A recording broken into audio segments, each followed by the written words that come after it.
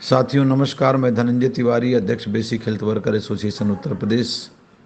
4/7/23 को जब निराला का फैसला आया, निराला के प्रकरण में कोर्ट ने कहा वही तिथि के आधार पर आप वेतन में भेद नहीं कर सकते, आप इनको वेतन एरियर सहित भुगतान करिए और 4 महीने के अंदर।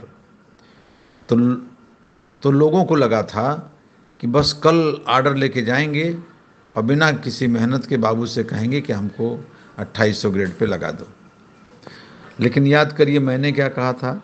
मैंने कहा था ये नई सुबह है, ये अंधेरे में रोशनी है, इसको हम सभी को मिलकर बचाना होगा।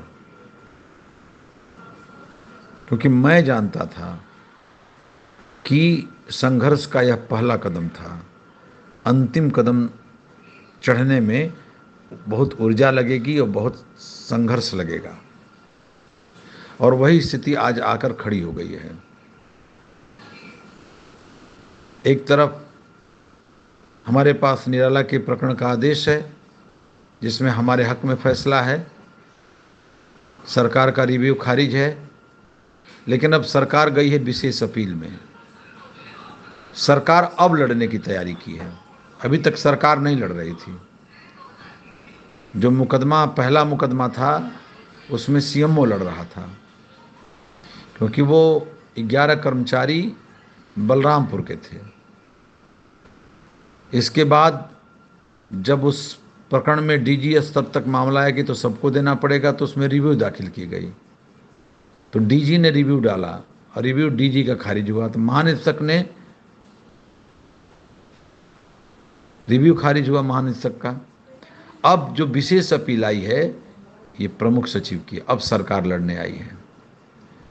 और सरकार इस बात का इंतजार नहीं कर रही है कि 5 सितंबर को जो अवमानना बात दाखिल है उसमें हम चलकर कहेंगे कि विशेष अपील हमने दाखिल किया है।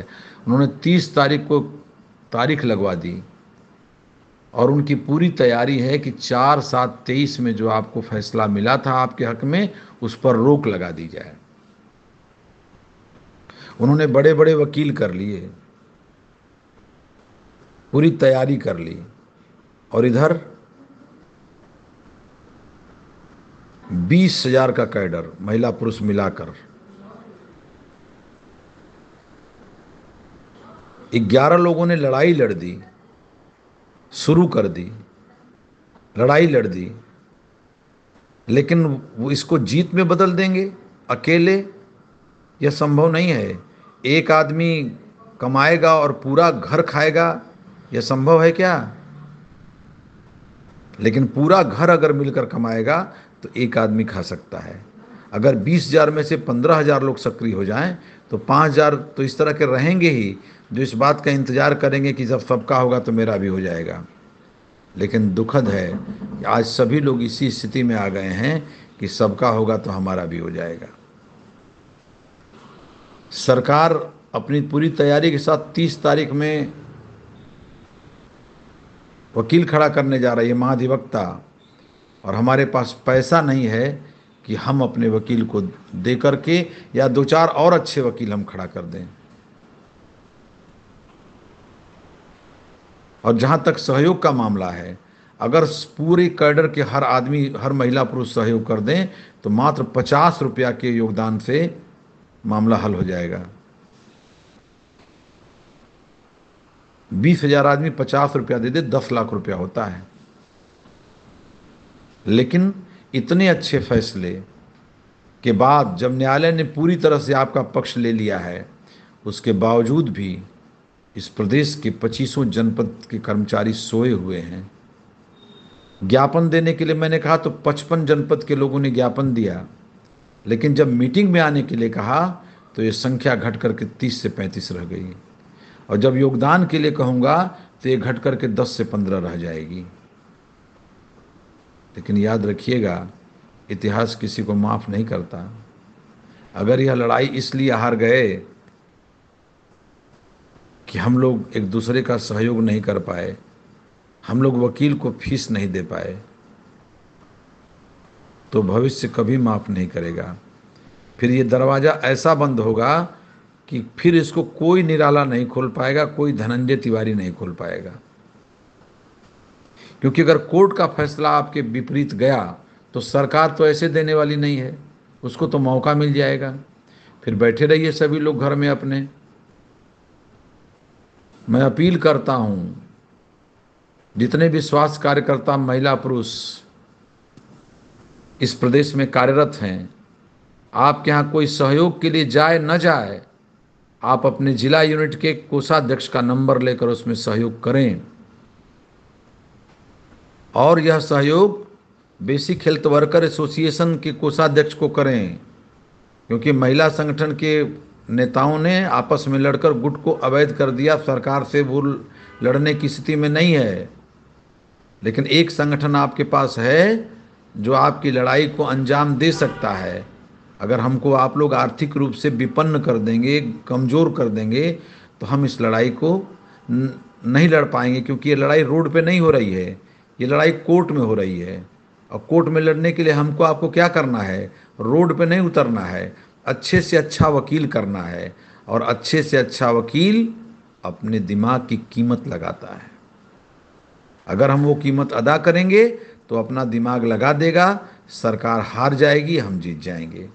30 तारीख का दिन हमारे पर भारी न पड़े, इसके लिए तत्काल आप सभी से निवेदन है कि अपने जिला इकाइयों को त्वरित सहयोग करें, ताकि हम 30 तारीख को सरकार के मंसूबे पर पानी फेर सकें और 5 अगस्त के अवमाननावाद के मुकदमे में सरकार को कटघरे में खड़ा कर सकें।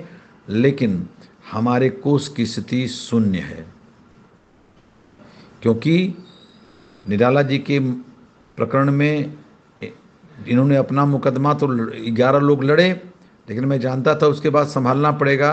फिर हमारे संगठन ने इनको सहयोग करके रिव्यू खारिज कराने में सहयोग किया और अवमाननावाद जो दाखिल है उसमें भी सहयोग किया। तो जो भी हमारे पास पैसा था उस समय हमने दे दिया। अब इस समय हमारे पास कोई पैसा है नहीं। अब स्थिति ये है कि मैं योद्धा तो हूँ, लेकिन शस्त्र विहीन हूँ। और ऐसे में अगर कोई मार कर मुझे चला जाता है तो दोष मेरा नहीं होगा, दोष उन लोगों का होगा जिन्होंने हमारे तुनीर में तीर नहीं रखी कि हम उसको चला सकें। हम चाहते हैं कि जितना जल्दी हो सहयोग पहुंचाया जाए।